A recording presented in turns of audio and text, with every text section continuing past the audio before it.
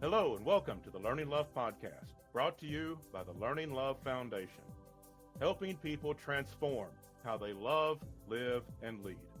I'm your host, Dr. Mark A. Hicks, and I want to thank you for joining us today as we spend some time learning love. Love is the answer. Now all we have to do is explore all the questions. And today, the question is, how do we really connect with other people? How do we really make those connections? We throw that word around a lot, that love is a connection. How do we go about doing that? Well, I'm going to give you one key factor in making sure you are at a place where you can connect with other people. Your spouse, romantic partner, your family, co-workers, friends, the world around you, that you can make those connections. There is one key factor that a lot of people miss that we really don't pay attention to. In fact, we sometimes work at just the opposite, and then wonder why it's not working. So today I'm going to give you a key factor, and that is we have to have the courage to be fully ourselves. If you want to connect with other people, it starts with being yourself, being the real you, being authentic. Now, that sounds easy, but it's really not.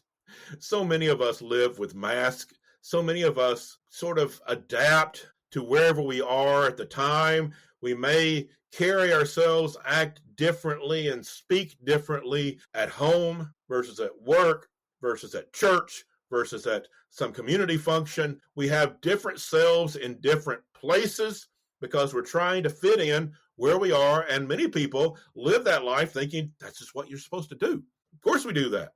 We act a certain way certain places, and we act a certain way other places, and that's just what we do.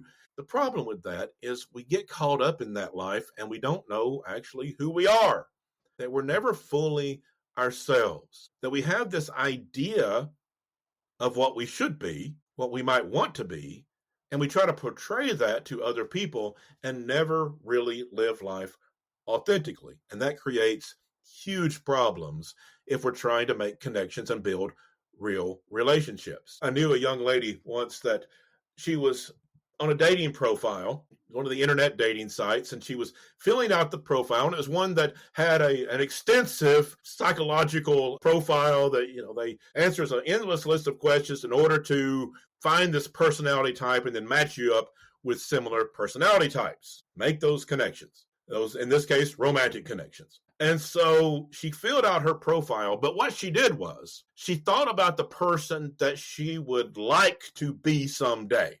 Not the person that she is, but all the things that she wished she could change about herself, all the things that she wished was different, the things that she would want to be if she could be her ideal self all the time. And she filled out the profile as if she was that, if this was her real life. And she put all the answers for this imaginary person that she hoped that she could become perhaps at some point, thinking that if a person was matched to that ideal self and she were to date that person, that dating that person could help her reach that ideal self because that's who they were matched to. And so since they're compatible with that person, she could more easily become that ideal self. That is cumbersome. And that's not going to work.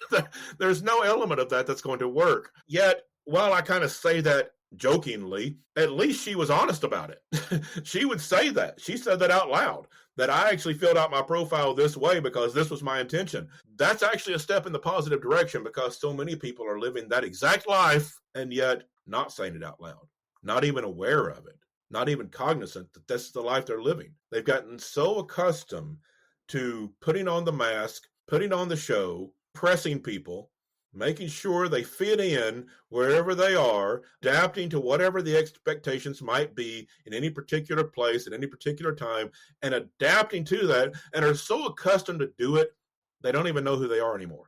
They don't even recognize that that's an issue.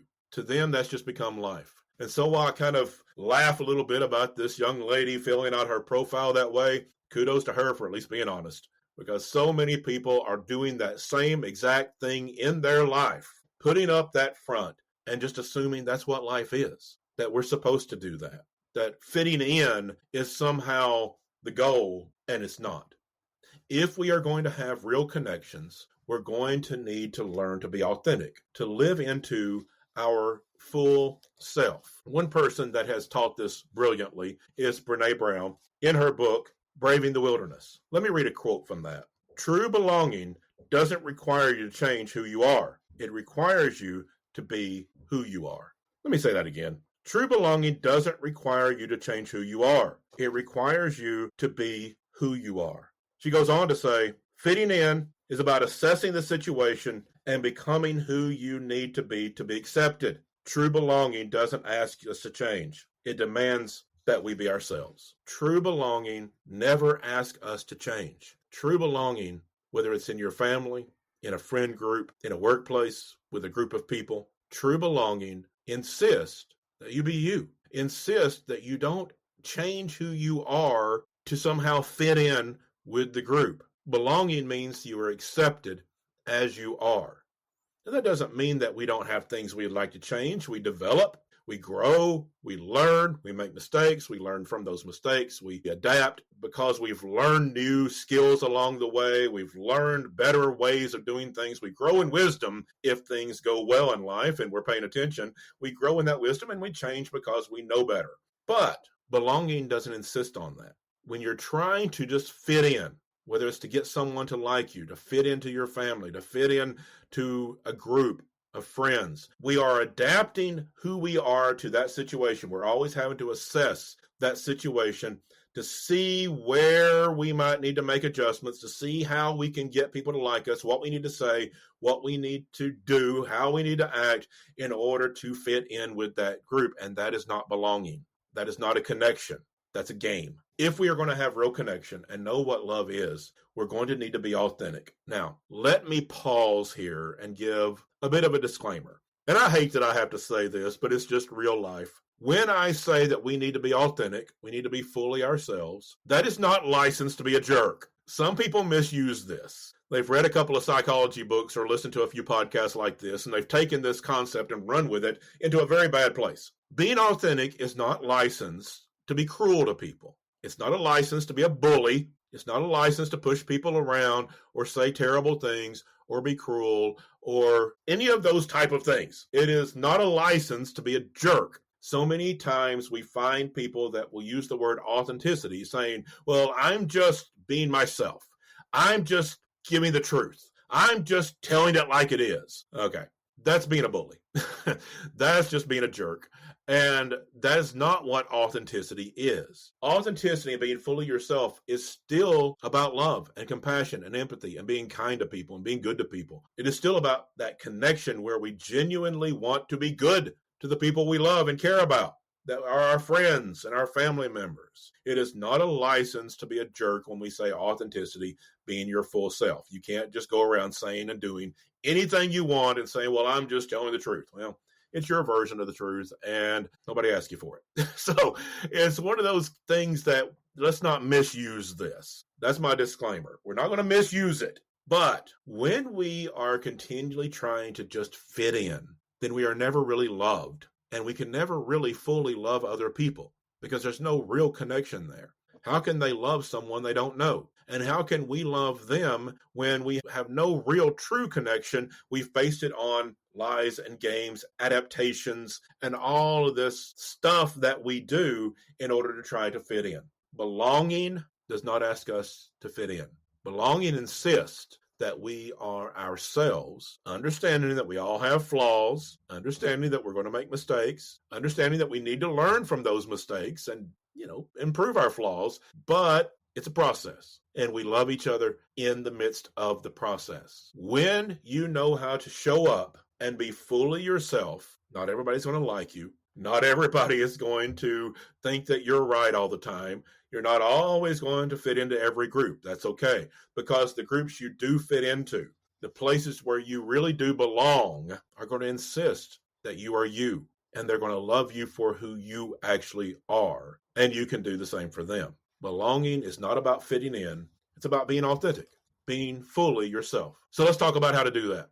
Let's talk about a few ways that we can show up authentically, being fully ourselves, if that's not been our practice. And for a lot of people, this is going to be new. We're going to have to practice this a little bit. That's okay. We can learn new things. The first thing is to pay attention to when you are actually pretending, to understand when that performance is going on, when you are trying to get people to like you because you're saying things that are not authentic, you're acting ways that are not really you, but you're just trying to fit in. Become aware of it, because so many times it becomes a habit, it becomes a way of life, and we're not even aware we're doing it. So begin to pay attention.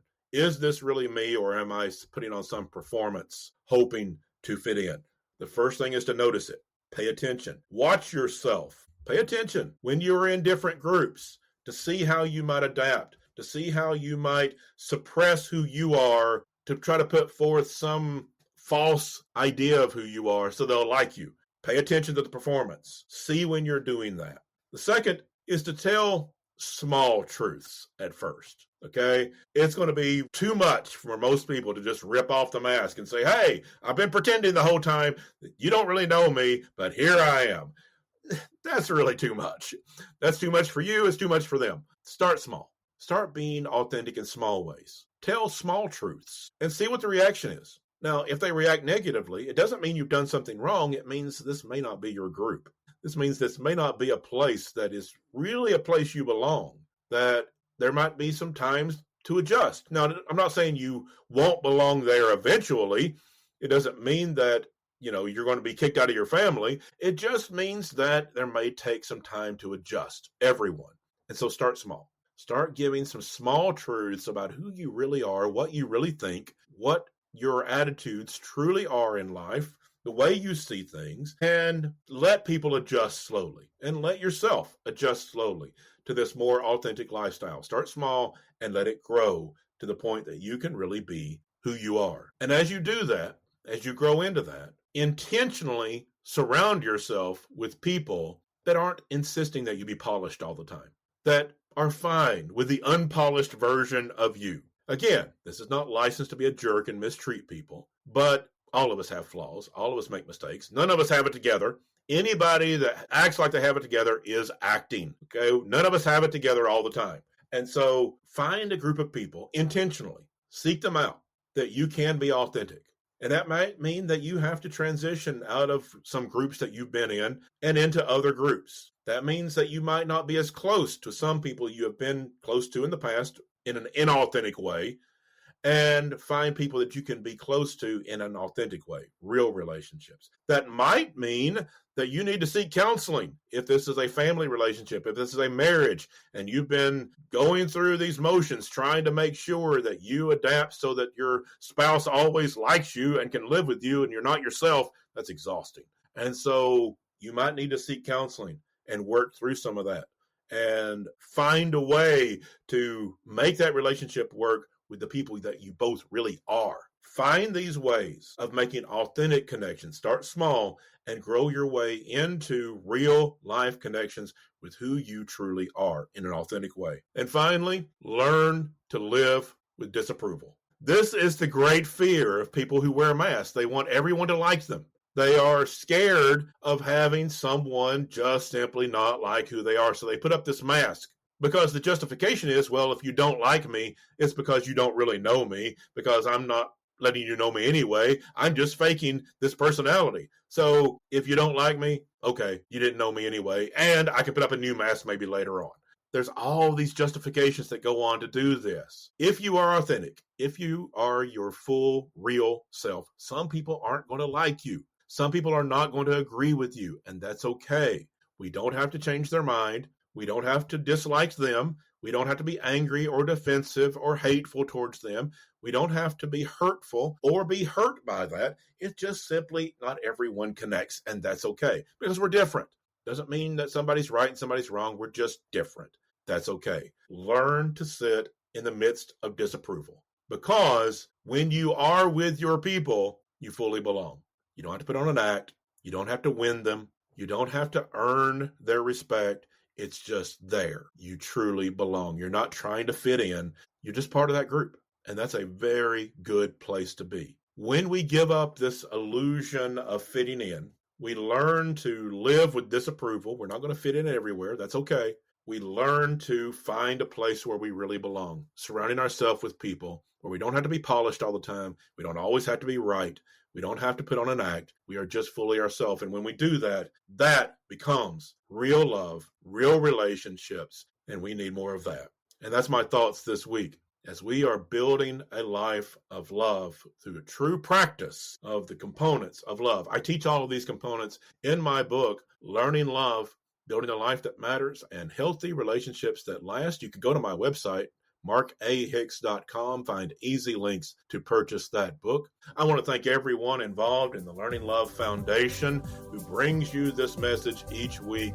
You can find out more at learninglovefoundation.com. Thanks, as always, to my fabulous producer, Abby Graves of Abby Graves Productions, and thank you to all of you for listening. Until next week, love well, everyone.